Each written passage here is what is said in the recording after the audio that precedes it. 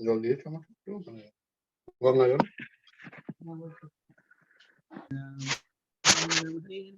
Hare Krishna tadupasyantraya gira sahasra. Hare Krishna Prabhuji, you can continue. You can start if you feel ready. Somebody's audio is open. Yeah, I'll start.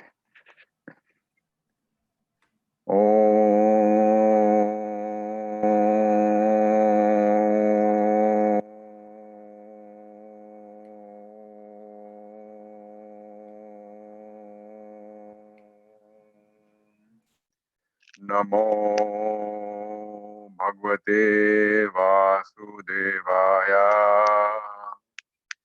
Om Namo Bhagavate Vasudevaya.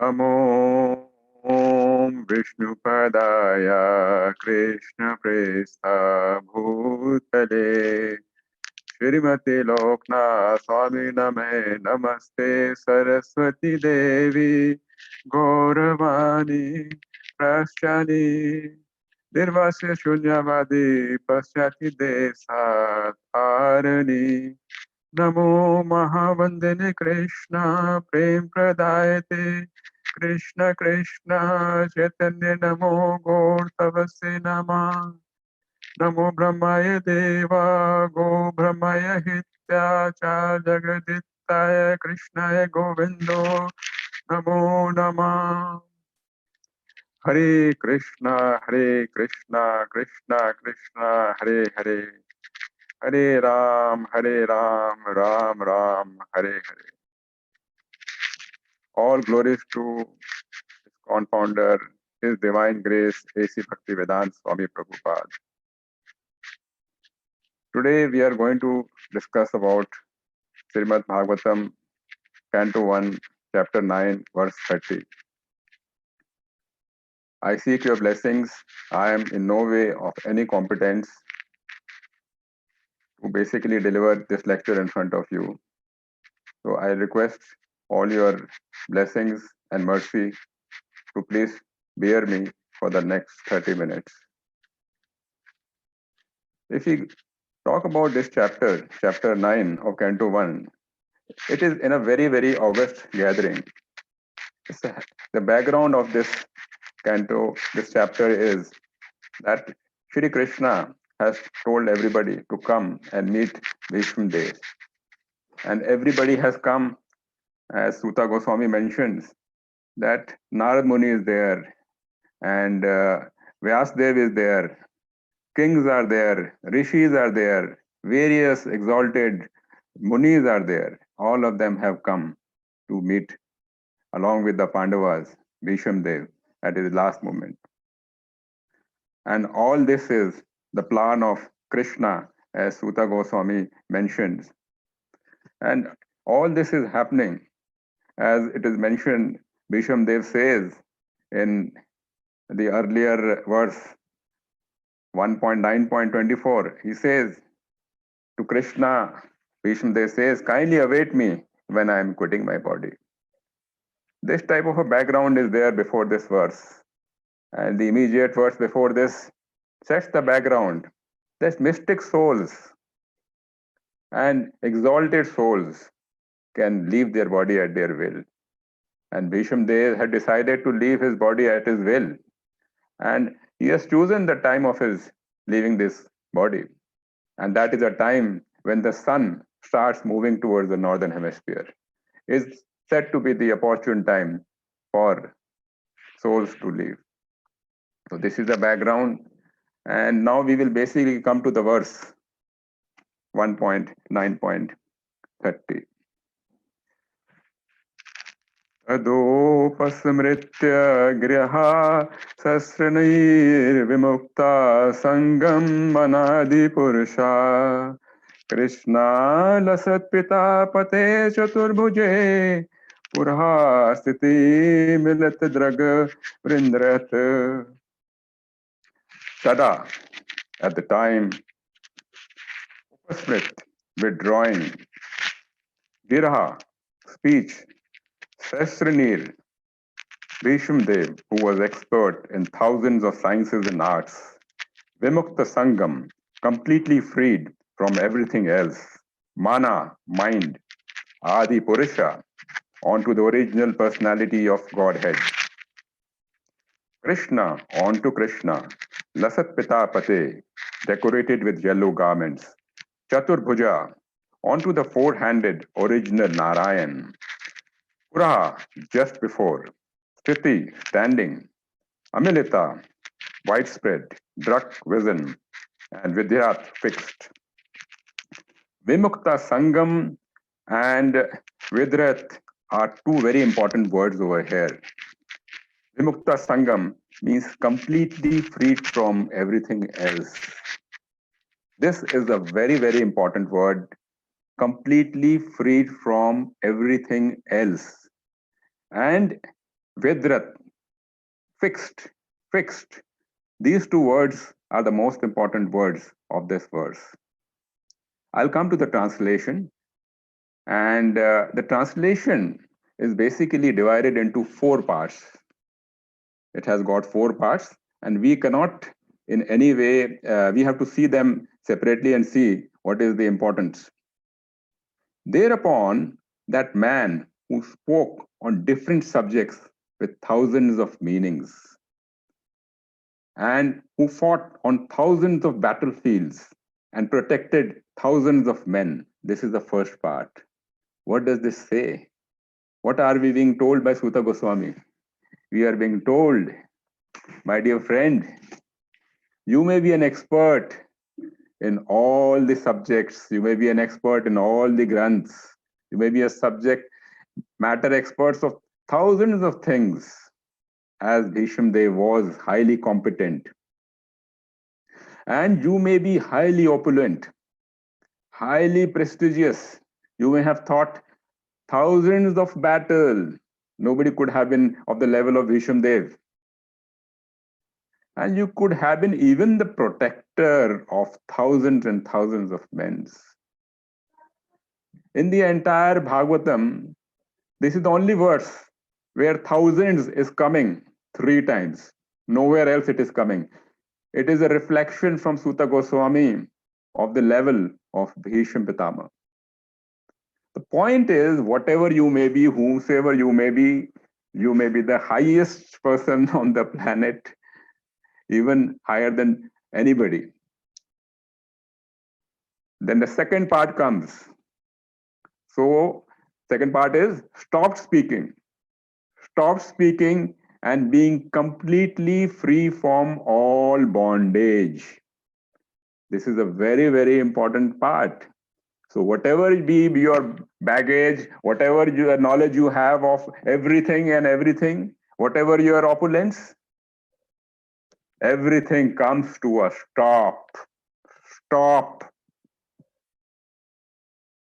And you have to be completely freed from all bondage.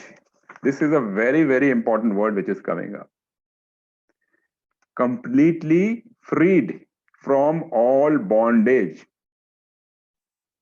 So despite of whatever you have to be freed from all bondage. Third part of the verse is, withdrew his mind from everything else and fixed his wide eyes open on the original personality of Godhead. The most important 4 words in this verse is, withdrew his mind from everything else. The point is, you have done so much in your life, you've done so much and so much of opulence, right? And then you put a full stop to everything. Is it possible? Is it possible? And then come to a single-minded focus on the Almighty. Prabhupada says the time of death is a time of huge amount of disturbance. So it is coming out very clearly, if you have to come to this status, which is applicable for each one of us, this is the level at which each one of us, the ambition of each of the devotees is to reach this level. This is our final exam. This is our practical exam. Whatever we are doing today, whatever we are doing, chanting, hearing, preaching, devotee service, right? This is the final examination of freed from all bondage. You have to be in a position to withdraw your mind from everything else and fix. And then the last part of the verse is fixed his wide open eyes upon the original personality of Godhead, Shri Krishna, who stood before him, four-handed, dressed in yellow garments that glittered. What are we coming to this? It's coming up that you have to focus upon Krishna. You have to focus upon Krishna. Krishna is the focus, and unless and until on a daily basis you practice to see Krishna in your vision through his leelas in the temple, his photograph, unless and until you absorb him, it is not going to happen at that point of time. So this is what is coming out of this verse. So very important. This is a practical examination for each one of us, and we have to learn how to do it.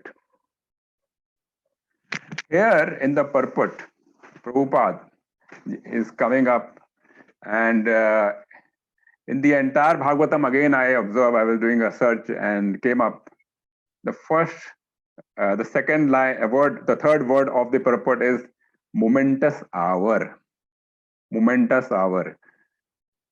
It says, in the momentous hour of leaving his material body.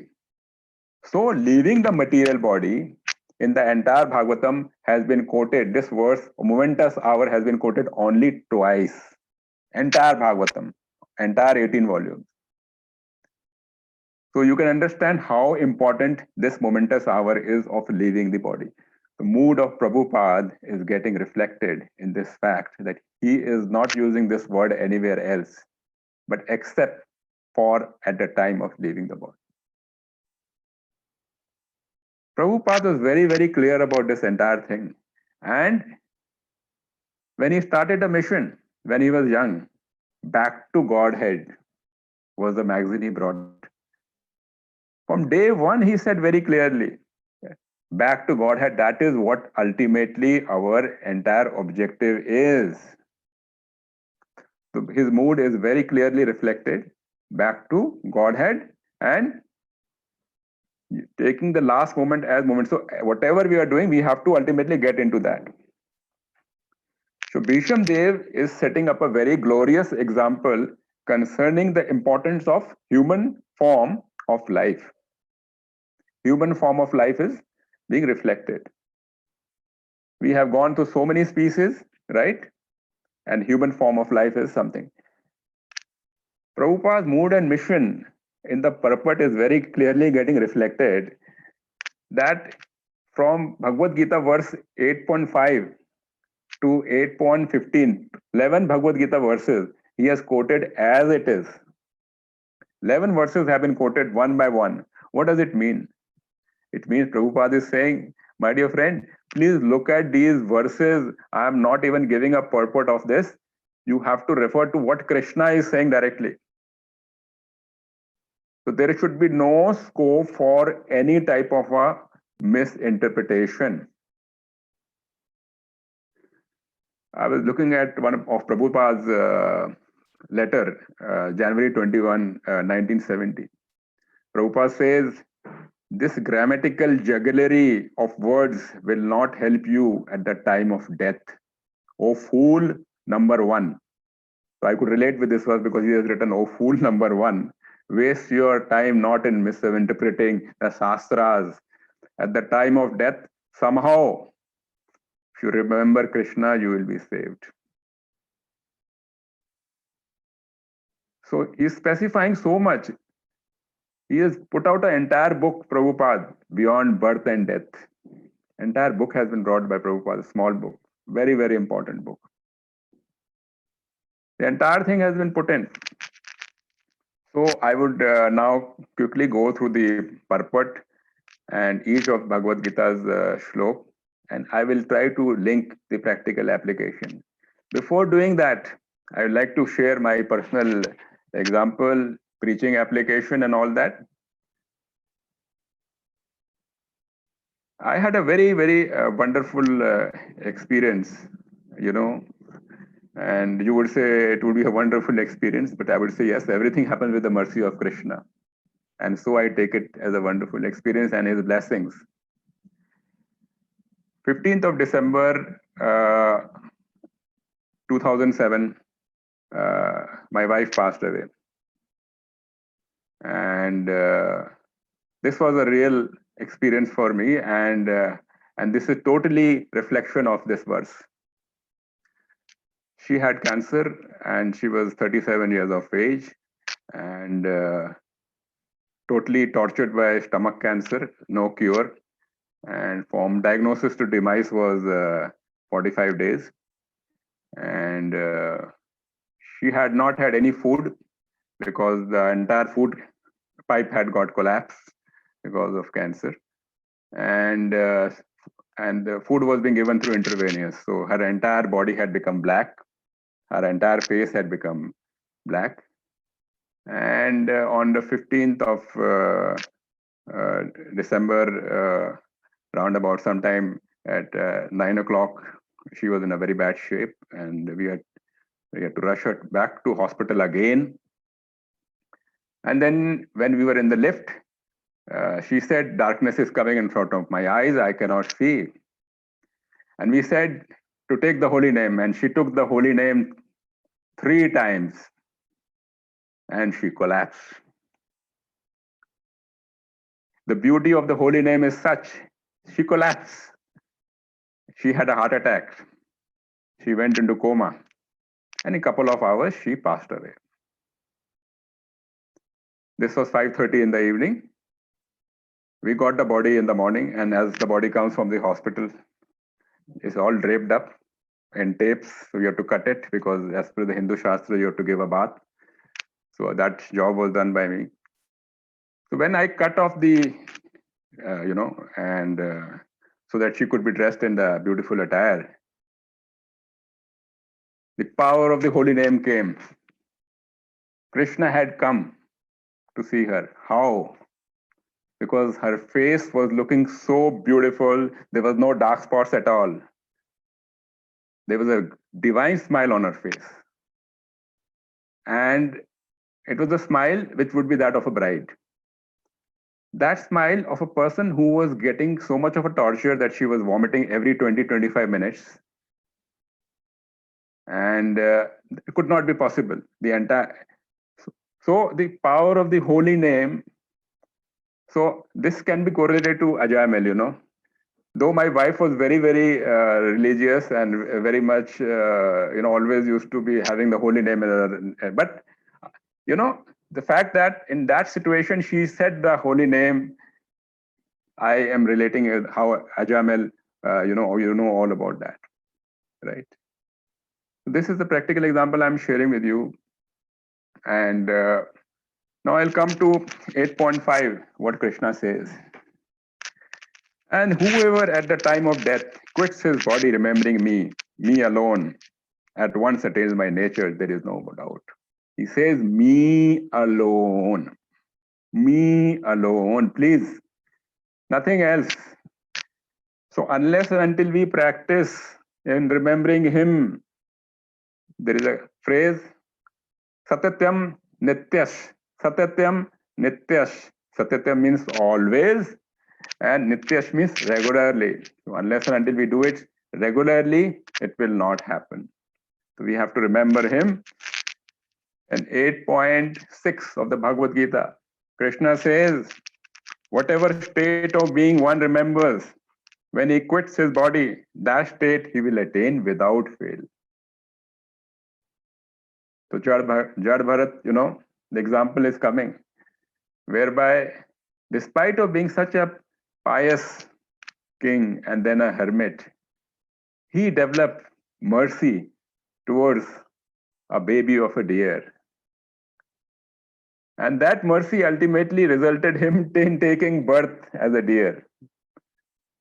So the point is, even if you are having mercy, but if that mercy is not in that dictum of Krishna, that if Krishna is not the single and pointed focus, you can slip out. So Krishna says, I'll repeat, whatever state of being one remembers, whatever state. So unless and until again we practice, so I'm again saying, Satyatam Nityash, always regularly remember. Now, how do we do that? That's the question. Again, I'm sharing a practical application. My one of my homeopathy gurus is also one of my spiritual gurus. Dr. Chopra, he is 85 years of age. And from him I've learned, he told me that whenever you are eating, say Hare Krishna, Krishna Krishna, Hare Hare, Hare Ram, Ram Ram, Hare Hare. When you get up in the morning, wake him up, wake Krishna up. In your mind, wake him up. Going for a bath, take him for a bath. You're doing a brush, see that Krishna also you're doing it for him. If you're going for a walk in your room, see that Krishna is walking with you. If you're having a glass of water, please at the same time offer it to him. That's the only way to remember him. Make a halo around of you, and in that halo, put Krishna inside that, nothing else. So make it a habit. Picking up the watch, see Krishna in it.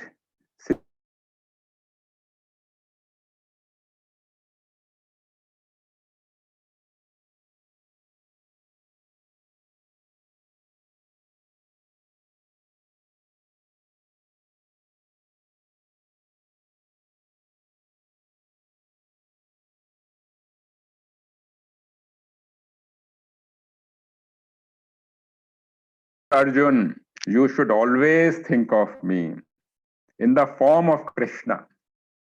Now, Krishna is again repeating for people like us. Arjun was exalted soul, but people like us who are, at least me, who is dumb. He's saying, think of me in the form of Krishna. So please, whatever form of Krishna, whether in the form of a baby, in the form of a lover, as a master, just think of him. This is what he's saying. Coming to 8.8, Krishna says, constantly engage in remembering me. So this is what we discussed, engaging me.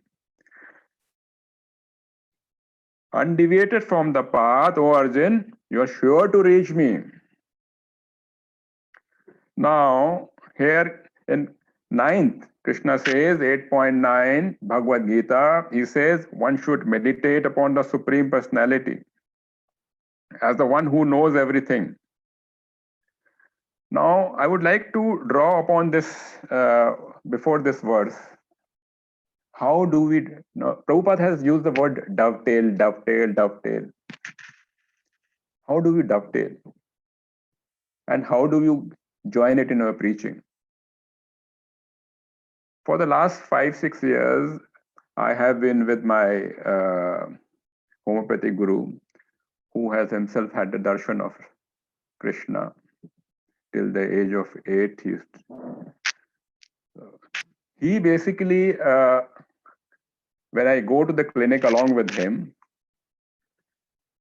he opens his briefcase and there's a photograph of Krishna. So we basically go to our Savior Foundation, where there are around about 450 destitutes are there who have been discarded by their family, thrown by their family, because they are economically of no relevance to the family. So these are people who have been picked up from the roads, people who have been without clothes, people who have big beards, had no hair cutting for, and many of them are in the verge of death. So we go there, once in a week, and then there are other clinics also where we go. Idea is to basically give them the name of Krishna.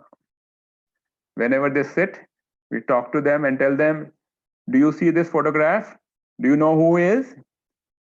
They said yes or no. He says Krishna, and we take a look. I am going to give you the medicine only if you take the name of Krishna. And before giving him the medicine, we make him chant the name of the Krishna. Some of them can't speak, and they have tears coming from their ears. Some of them are paralyzed. The only hope is that the medicine which we are giving them, some of them can't even take medicine, so we give them a powerful dose so that at least that dose impact lasts for a week. But we tell them, okay, look, this is the medicine we are giving.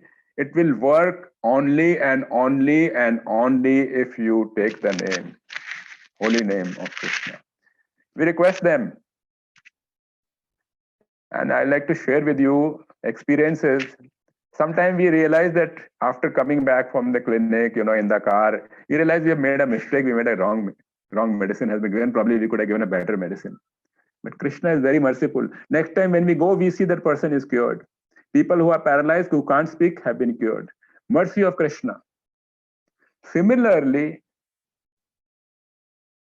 when we see that somebody to whom the mercy is not there, probably he has to go through more. But in a similar condition as any other patient, that person doesn't get healed. So, dovetailing your career and your work also, so that everything is basically linked around and with Krishna directly, his form, his name, is what Bhismadeva is saying. In this last verse we are talking about. Similarly, in the remaining verses in the purport, Bhagavad Gita 8.11, 8.12, 8.13,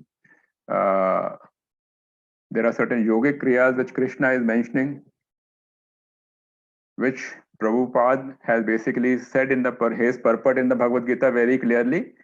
Okay, look, you focus on the Hare Krishna Maha Mantra, you don't focus on that, because those kriyas are basically not fit for the Kali Yuga. But let us try to get what Prabhupada is still mentioning on those kriyas and what Krishna is mentioning about it and how it is so relevant. If you see, it mentioned about the ears, fixing the ears, between the eyebrows.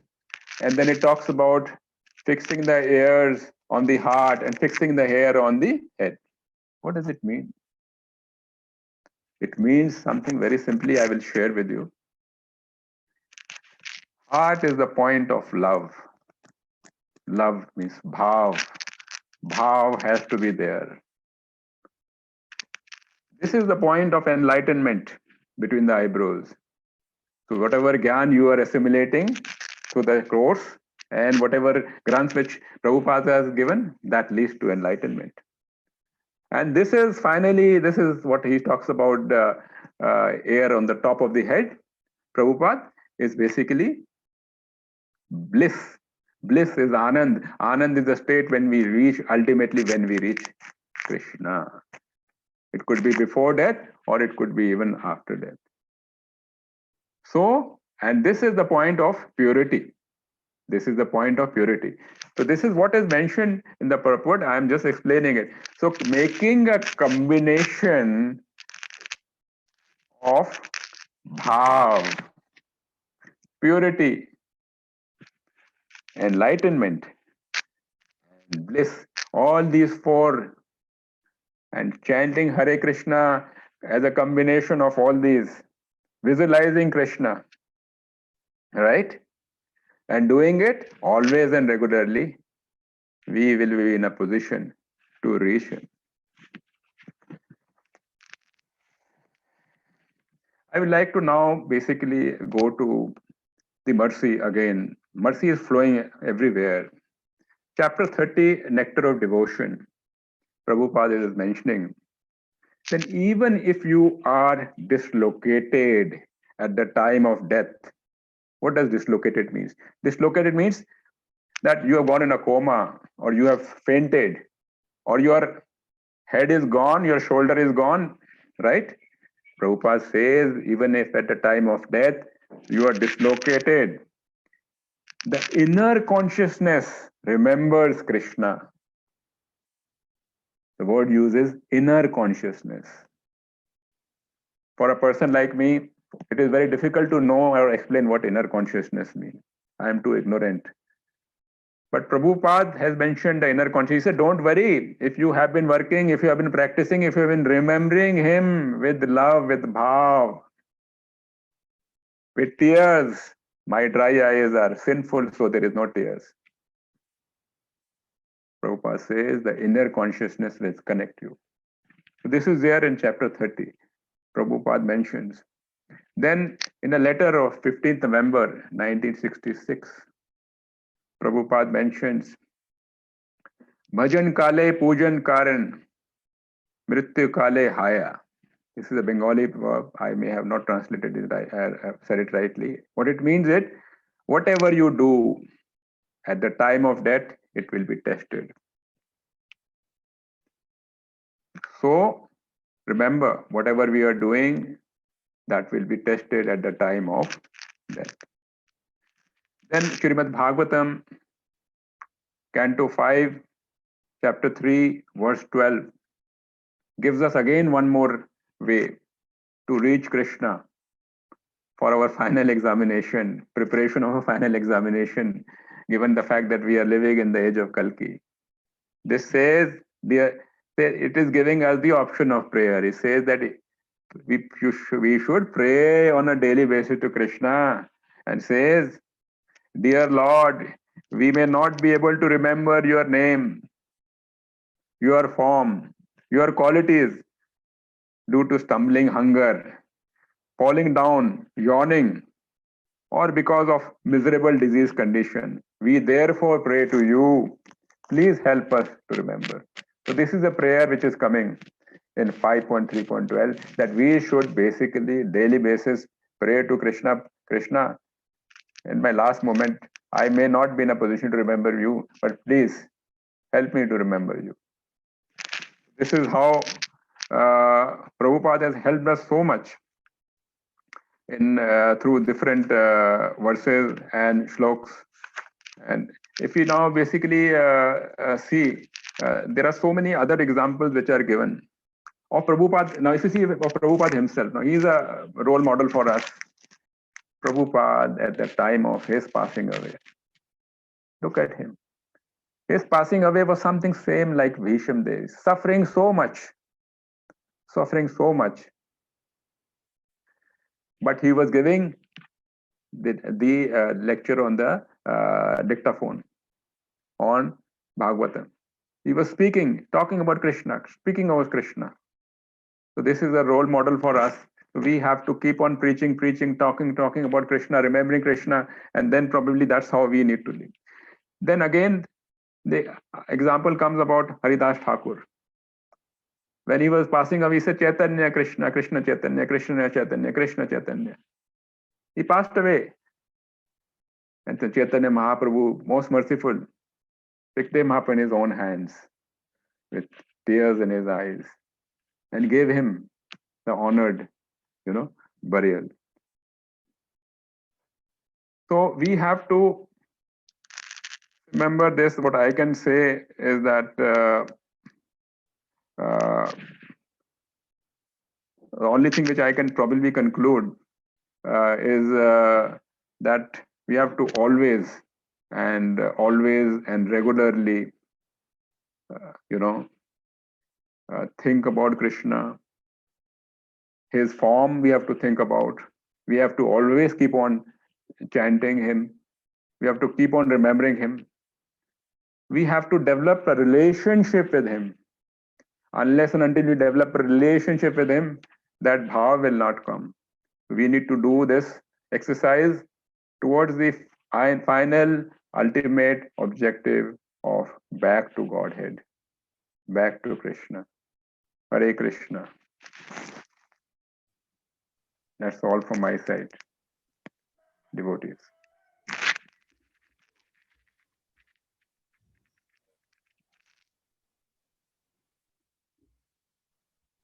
Yeah, there is a question from Siddhartha Kurani Mataji. She raised her hand. Hare Krishna Mataji, Dandavat Pranam Mataji, please Mataji. Hare Krishna Prabhuji. Thank you so much, first of all, your wonderful lecture. Because generally people doesn't talk about the death, and it is not very talking, hot talking point. But you glorify the death. It's very you are very confident, and you put so many verses related to the topic. I especially like that first when you start and you say that how Bhishma Pitama say that stop talking and single focus on your on Krishna, and you elaborate that point. I like that point very much. And the analogy you have given about Srila Prabhupada, it's a beautiful that when he passes.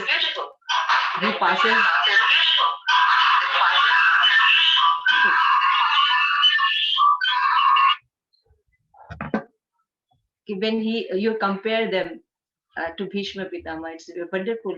I like that analogy very much. Thank you for a lovely class. Hare Krishna. Thank you, Mataji. I would request if devotees can please ask some questions. I may not be worthy of answering, but at least I will try. There is a Pandav Shakhi Mataji who has a question, I think. Hare Krishna Prabhu, Dandavat Pranam. Thank you for your nice lecture, which was replete with your practical experiences. Prabhu, I had a small query. I just wanted to know that Bhismadeva was in front, Lord Krishna was in front of Bhismadeva, and still he chose a time, as you mentioned, to leave his body at a particular time in Uttarayan when the sun was in the north. So I just wanted to know that what else could be more auspicious than having Lord Krishna in front of you, because that is what we all are aspiring for. Thank you, Prabhuji. Hare Krishna. Mataji, you're very right. Honestly speaking, as that north direction was actually, or the sun moving in the northern hemisphere, was actually not required for an exalted soul like him. But just from the point of view of respecting the Shastras, fact that so that people should not say, because he had got injured at a time when the sun was in the southern hemisphere. And to respect the Shastras and the saying of the Shastras, Bhismadeva stayed for many more days. And that's how he went. That was his entire purpose of respecting the Shastra. Otherwise, it was not required for an exalted soul like him to wait for it to go to the northern side. I hope I have been able to answer that query, Mataji. Thank you so much, Prabhuji. Dandavat Pranam. Thank you, Mataji. Any more questions, please? Hare Krishna, Manisha Barwal Prabhu. I have little curiosity with the verse, because it is said here that Krishna stood before him in the four-handed forms. So what is actually the significance of it? We know that in the Bhagavad Gita that the two-handed form is that his original form of Krishna. So what is the significance here, the four-handed form of Krishna actually show in the Bhisma? So to Bhisma.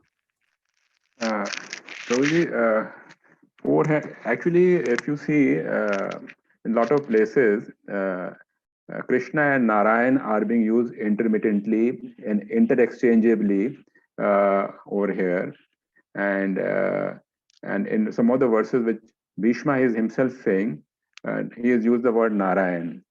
So apparently, to give comfort to Bhismadeva, because the form in which you want to see the Lord is very benevolent and very kind to come into that form. Bhismadeva wanted to see him in that form, and hence he presented himself in that yellow, beautiful attire, glittering forehand. I hope I have been able to answer that, Prabhu. Hare Krishna, thank you, Prabhuji.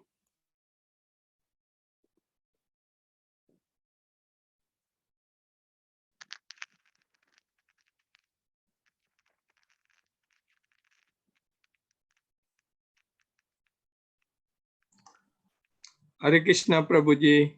Dandavat Pranam, Prabhu, how are you? Yeah. We are fine.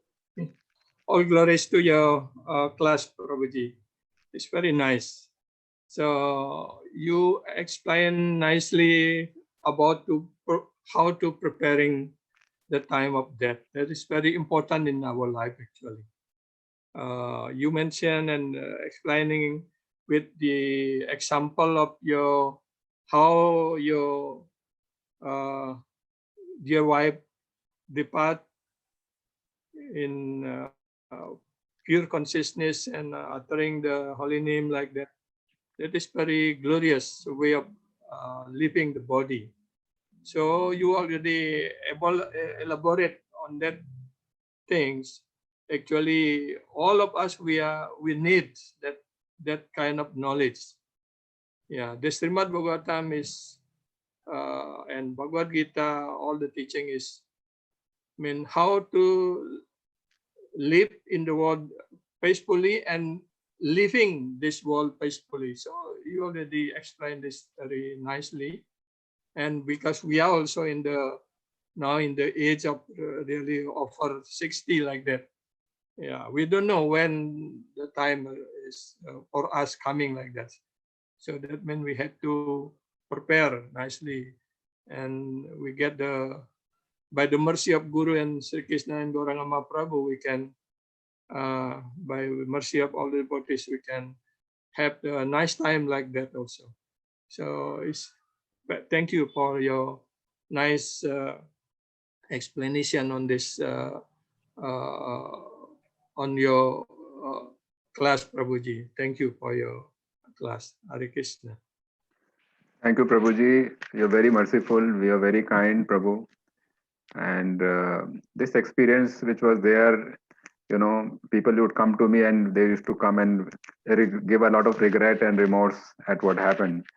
My two children, one was 3 years and other was 5 years of age. But I used to tell them that Krishna has been very kind and very merciful, because the soul apparently has left at the right time and had properly and got to the right place. So we are very, very happy about it. It's like, if your family person becomes somebody in the material world, like a prime minister or somebody, you feel very happy. So I said, we are very happy. It's a great joy for us. So the people used to feel that very, I said, look, used to say that death is something which is like, one of and when all the 5 brothers, the 4 brothers of Yudhishthira Maharaj die, and the Yaksh is there, and the Yaksh asks Yudhishthira Maharaj, what is the most paradoxical thing in the world? So Yudhishthira Maharaj replies, the most paradoxical thing is that everybody has to die, but nobody wants to believe that he is also going to die. So that is something which is more common than anything else. Yeah. So that is the reality which we have to face it. And as Prabhupada has put in his first publication, Back to Godhead, that is the entire purpose, nothing else. If that purpose is lost, the entire purpose of life has been lost.